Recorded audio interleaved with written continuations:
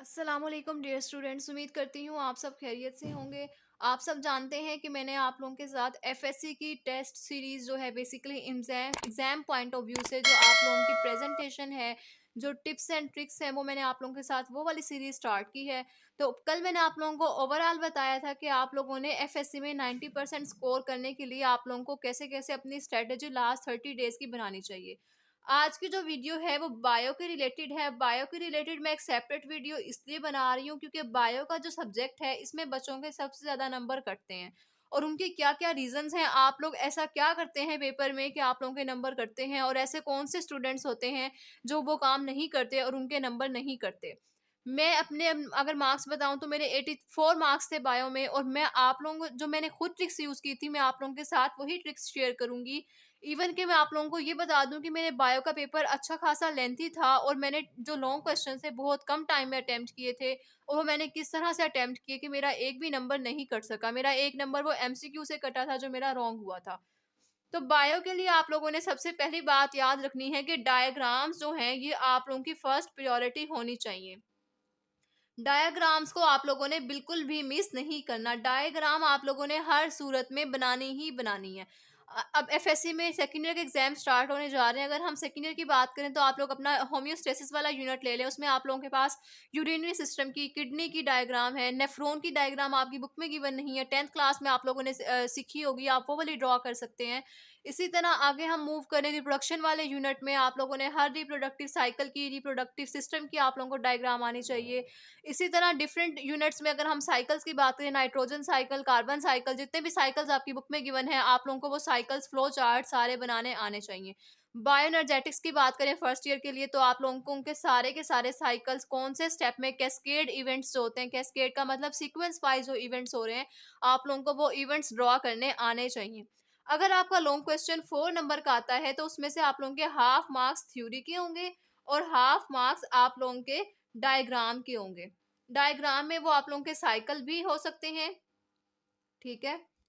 कोई भी साइकिल है, कोई भी फ्लो चार्ट है, एनीथिंग जो जो आपके उस शॉर्ट क्वेश्चन में, आपके उस लॉन्ग क्वेश्चन में एडजस्ट हो रही है, आपने वो लाज़मी तौर पर ड्रॉ करनी है।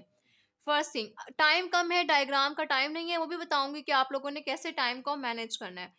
सेकंड चीज़ है कि आपने टू द पॉइंट जो है वो आंसर करना है। टू द पॉइंट का मतलब ये है, लाइक आप लोगों से पूछा गया है कि डिफाइन, किसी भी चीज़ की डेफिनेशन आती है लेकिन आपकी बुक में एग्जांपल गिवन नहीं है, आपने एग्जांपल मस्ट देनी है। जहाँ पे मैं डबल टिक लगा रही हूँ मतलब ये काम आपने लाज़मी तौर पर करना है। टू द पॉइंट आंसर करने का मतलब है, लाइक आपको कोई कॉन्सेप्चुअल क्वेश्चन आता है जिसमें आपसे व्हाई, हाउ इस तरह के क्वेश्चन पूछे जाते हैं तो आपने उनका आंसर कैसे करना है। आपने कोई लंबा चौड़ा पैराग्राफ लिखने नहीं बैठ जाना, आपने उसकी मेन पॉइंट को आपने हाईलाइट कर देना है जो उसका मेन कीवर्ड है और बाकी चीज़ को इतना एक्सप्लेन कर दें कि चेकर आपका शॉर्ट क्वेश्चन देख के ये ना कहे कि इसने तो सारा कुछ पूरा टॉपिक उठा के लिख दिया, इसको आइडिया ही नहीं है कि इसका आंसर बनता क्या है। तो आपने कोशिश ये करनी है कि आपने टू द पॉइंट आंसर करना है और उस अपने मेन वर्ड को हाईलाइट कर देना है। जो थर्ड थिंग है वो आता है आप लोगों के डिफरेंस वाले questions, like difference between mitosis and meiosis, difference between anything, जो भी आप लोगों की बुक में गिवन होंगे क्वेश्चंस। तो डिफरेंस आप लोगों ने हमेशा एक लाइन ड्रॉ करके लिखने हैं। यहाँ पे आप लोगों ने हेडिंग देनी है माइटोसिस की, यहाँ पे आपने हेडिंग देनी है मियोसिस की। ये हेडिंग आपने मार्कर से देनी है और फिर आपने यहाँ पे नंबर 1 लिखना है, यहाँ पे भी नंबर 1 लिखना है। आप लोगों का दोनों पॉइंट दोनों तरफ सेम होने चाहिए। लाइक यहाँ पे अगर डेफिनेशन लिखी है तो यहाँ भी डेफिनेशन ही होनी चाहिए। यहाँ पे अगर पॉइंट 2 में एग्जाम्पल है तो आपके पॉइंट 2 में एग्जाम्पल ही होनी चाहिए। यहाँ पे पॉइंट 3 में आप लोगों का अगर यहाँ पे है कि यहाँ पे कॉम्बिनेशन, जो जेनेटिक कॉम्बिनेशन है वो नहीं होता, तो यहाँ पे भी वही पॉइंट होना चाहिए कि जेनेटिक कॉम्बिनेशन यहाँ पे होता है। तो इस तरह से मैं आप लोगों को बताना चाह रही हूँ कि आप लोगों ने ऑल्टरनेट पॉइंट्स लिखने हैं। ऐसा नहीं करना कि यहाँ पे आप इसकी यहाँ पे इसकी एग्जाम्पल लिख रहे हैं तो यहाँ पे आप इसका ये वाला पॉइंट लिख रहे हैं।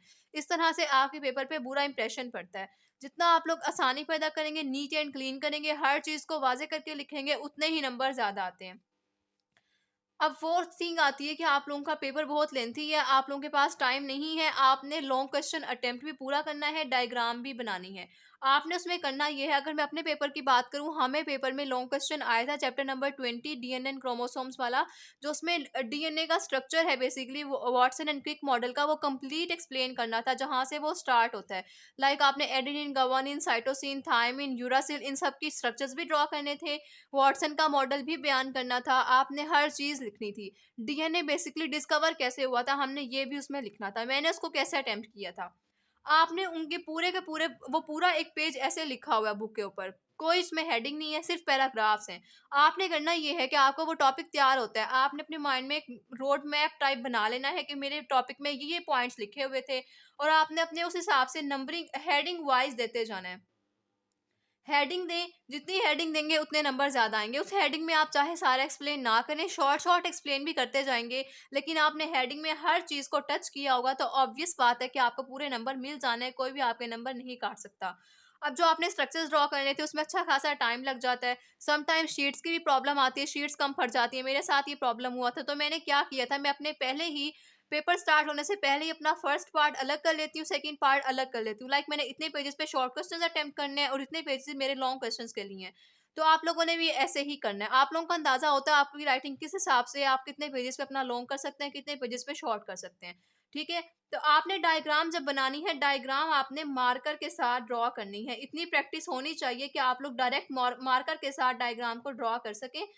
ताकि आप लोग, अगर पहले आप पेंसिल से ड्रॉ करेंगे, फिर आप उसके ऊपर मार्कर ट्रेस करेंगे, और फिर उस जो है आप पेंसिल को इरेज करेंगे, तो ये एक अच्छा खासा लंबा प्रोसीजर है जो कि आप लोग के पास बिल्कुल भी टाइम नहीं होता, खास तौर पे एफएससी में। तो आप लोगों ने डायरेक्ट मार्कर से ही ड्रॉ करनी है। डायग्राम इज मस्ट, जहां भी डायग्राम आप लोगों को लगता है आप लोगों को आती है, आप लोगों ने लाजमी बनानी है। ऐसा नहीं करना कि मुझे अच्छी डायग्राम नहीं आती, मैं नहीं बना रहा। लेकिन आप लोगों को जैसी डायग्राम आती है आप लोगों ने बना के आनी है, चाहे वो गंदी है चाहे वो अच्छी है, बस आप लोगों ने मार्कर से बना के उसको जो है लेबल करके आ जाना है। आप लोगों को कुछ ना कुछ उसके नंबर मिल जाते हैं। बायो के लिए एक सेपरेट वीडियो बनाने का यही मकसद था कि बायो में अक्सर स्टूडेंट्स के नंबर कम आते हैं। इवन कि मैंने बोर्ड टॉपर्स भी देखे हैं, उनकी पोजीशन कुछ-कुछ नंबर से इसलिए रह जाती है कि बायो में नंबर कम थे। Bio totally theory based subject है, इसीलिए इसमें नंबर कम आते हैं, क्योंकि थ्योरी में नंबर कटने के चांसेस ज़्यादा होते हैं as compare to physics and chemistry. Chemistry तो आप लोगों की एफएससी की टोटली है रिएक्शन बेस्ड, उसमें तो नंबर कटने के चांसेस बिल्कुल भी नहीं होते, और फिजिक्स है न्यूमेरिकल बेस्ड है, थ्योरी कम होती है। आपकी डेरिवेशंस होती हैं, वो आपने 100% सही की हो तो आपके नंबर मिल जाते हैं। अगर आप चाहते हैं मैं केमिस्ट्री और फिजिक्स के बारे में भी एक सेपरेट वीडियो बनाऊँ, तो मुझे कमेंट में बता दें। वीडियो को लाइक कर दें, अपने फ्रेंड्स के साथ लाज़मी शेयर करें। चैनल को सब्सक्राइब कर लें, क्योंकि आगे आने वाली वीडियोज़ टोटली एफएससी और एमडी कैट के रिलेटेड होंगी और आप लोगों के लिए बहुत हेल्पफुल होंगी। नेक्स्ट वीडियो में आपसे मुलाकात होगी। अपना बहुत सारा ख्याल रखिएगा। अल्लाह हाफ़िज़।